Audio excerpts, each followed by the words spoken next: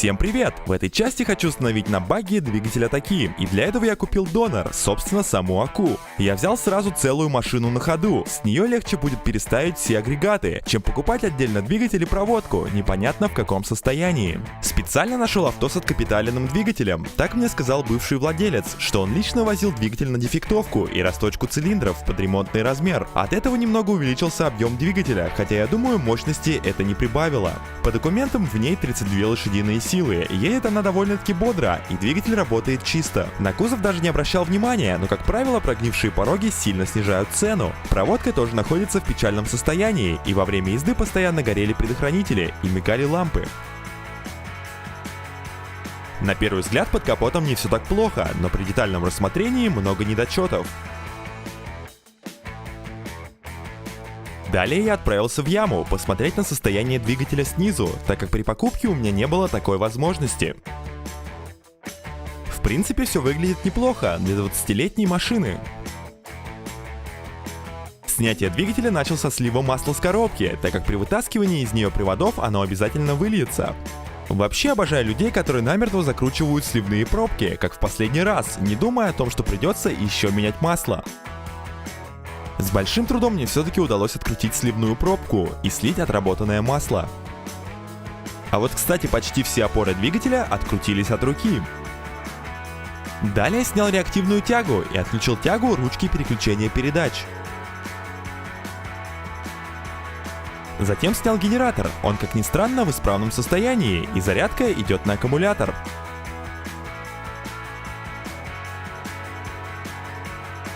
Убрал запаску и отсоединил пару шлангов от расширительного бачка. Снял крышку корпуса фильтра, который, как оказалось, был без фильтра. Антифриз сливал через патрубки, так как сливное отверстие было замазано холодной сваркой. Затем отсоединил патрубки радиатора и снял трос сцепления. Также открутил тормозной цилиндр на всякий случай. И последним, что нужно сделать, это открутить выпускной коллектор. С подкапотным пространством я закончил, теперь можно немного передохнуть. Есть у меня одна игрушка, которую давно хотел вам посоветовать. Называется Raid Shadow Legends. Нет, но вы посмотрите на этот графон. Мне все еще не верится, что мобильный гейминг уже достиг такого уровня. Несмотря на то, что игра абсолютно бесплатная, выглядит она просто волшебно. Графика, стилистика и атмосфера ничуть не уступают некоторым играм на ПК или консолях. Здесь вы найдете потрясающую сюжетную историю, продвинутую рулевую систему, а также эпичные сражения с гигантскими боссами и реальными игроками, плюс огромное тактическое разнообразие и сотни уникальных чемпионов для коллекции или улучшения. Вы только гляньте на этот безумный уровень детализации. В общем, не ждите, а прямо сейчас качайте рейд по моей ссылке в описании и в подарок получите 50 тысяч серебряных монет. Также вы автоматически станете частью специального всемирного турнира, где можно соревноваться со мной и другими игроками за потрясающие игровые и не только игровые призы. Удачи и жду тебя в рейде по ссылочке в описании. Для того, чтобы вытащить привода из коробки, нужно ослабить пару болтов крепления стойки. Обнаружил, что суппорт держится на одной направляющей, вторая была выкручена наполовину. Видать, у владельца ушла вся сила на затягивание сливной пробки, и ее попросту не хватило на прикручивание остальных элементов. А я ведь проехал на ней около 30 километров, хорошо, что ничего не случилось. Отогнул ступицу и выбил привода из коробки. Теперь с помощью лебедки можно достать двигатель из машины.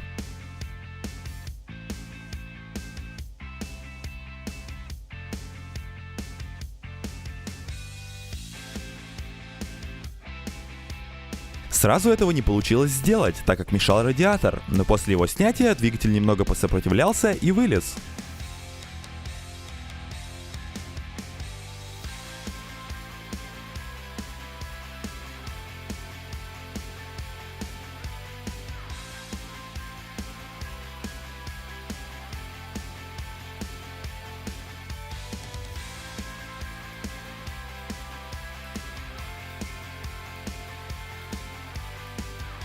Пока он полежит в стороне, нужно подготовить багги перед интеграцией в него нового двигателя.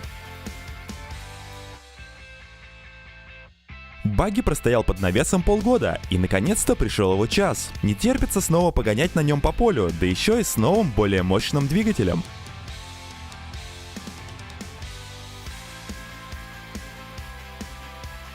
Я уже сбился со счета, сколько раз я снимал полностью двигатель вместе с коробкой, но с каждым разом эта процедура проходит все быстрее.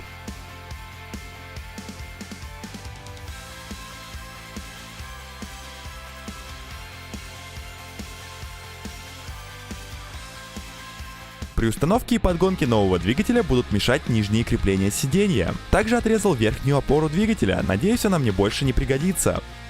Подогнал багги к двигателю и стал примерять его в новом моторном отсеке. Многие спрашивали у меня, влезет ли в багги двигатель Атаки без переделки. Это я сейчас и проверю. Для этого двигателя не так много места, потому что рама варилась под менее габаритный двигатель. Мне с большим трудом удалось его разместить поперек рамы, и он упирался коробкой в амортизатор и шкивом распредвала в раму. Если бы был моторный отсек хотя бы на 10 сантиметров пошире, он бы встал без проблем и мог бы тут нормально работать. Но чуда не случилось, хотя я об этом знал, изучая габариты разных двигателей и примеряя их к своему багги. Тут, кстати, напрашивается небольшой лайфхак. Покупаете АКУ 1000 за 15, далее покупаете трубы для рамы 1000 за 5, перекидываете все агрегаты на новую раму и получается бюджетный багги, как у меня, с нормальными характеристиками. Но есть один минус, будьте готовы к тому, что ничего не будет откручиваться и все запчасти будут сломаны изначально. Так как двигатель нормально не влез, раму я не буду трогать, а установлю двигатель маховиком назад и соединю его с москвичевской коробкой, как и предыдущий двигатель. Старую коробку нужно снять, она мне больше не пригодится.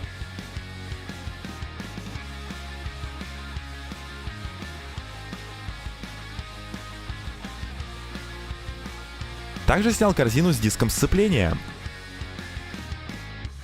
Диск уже стерся до клепок и весь разболтался. Такое ощущение, что он все-таки менялся, а вот корзина сцепления не менялась с завода, на ней присутствует очень большая выработка. Просто так поменять коробки не получится, так как у них разные выходные валы. У моей коробки шлицы гораздо больше. Диск Атаки выглядит игрушечным на фоне диска от семейства заднеприводных тазов. И оковский диск, судя по отзывам владельцев, очень слабый, не подходит для больших нагрузок. А вот маховики, кстати, не сильно отличаются в размерах, и даже посадочные места у них идентичные. Но у оковского маховика есть балансир, который придется сделать, если я выберу вариант замены сцепления от классики. Есть еще один вариант – заменить сердцевину диска, но этот способ оставит оковский диск, а он совсем не подходит для повышенных нагрузок. Все-таки было принято решение менять все сцепление вместе с маховиком. Для того, чтобы снять старый маховик, я вкрутил болт и застопорил маховик шляпкой другого болта. Маховик зафиксировался, и мне не составило труда его открутить. Вот, кстати, этот балансир, который находится на задней части этого маховика. Установил для примерки новый маховик, он частично перекрывает крепежные отверстия, придется утапливать шляпки болтов в переходную плиту. Далее прикрутил корзину и примерил коробку.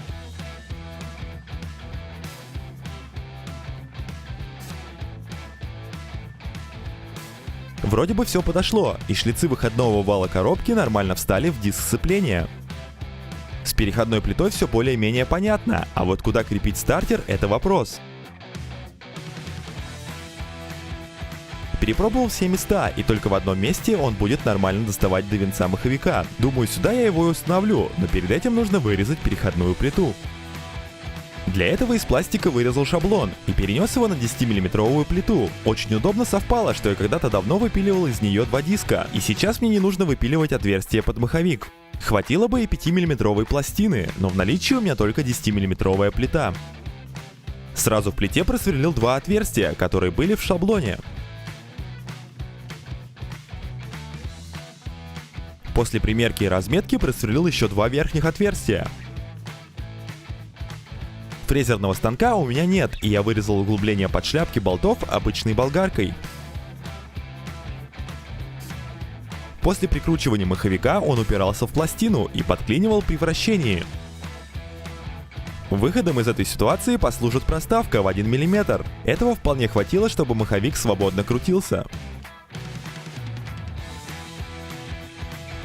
Теперь нужно снова надеть корзину, соединить коробку и разметить отверстие под крепление колокола или картера сцепления.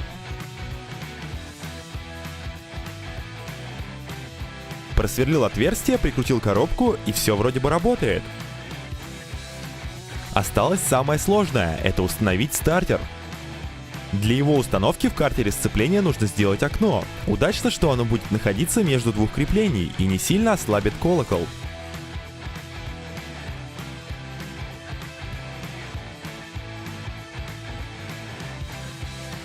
Для оси стартера в переходной плите нужно сделать отверстие, куда будет вкладываться бронзовая втулка. Кстати, это отверстие очень удобно сверлить ступенчатым сверлом.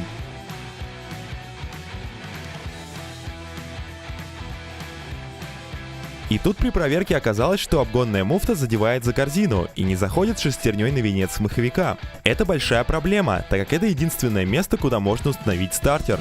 Со стороны двигателя он не встанет, так как корпус упирается в блок и шестерня не достает до венца.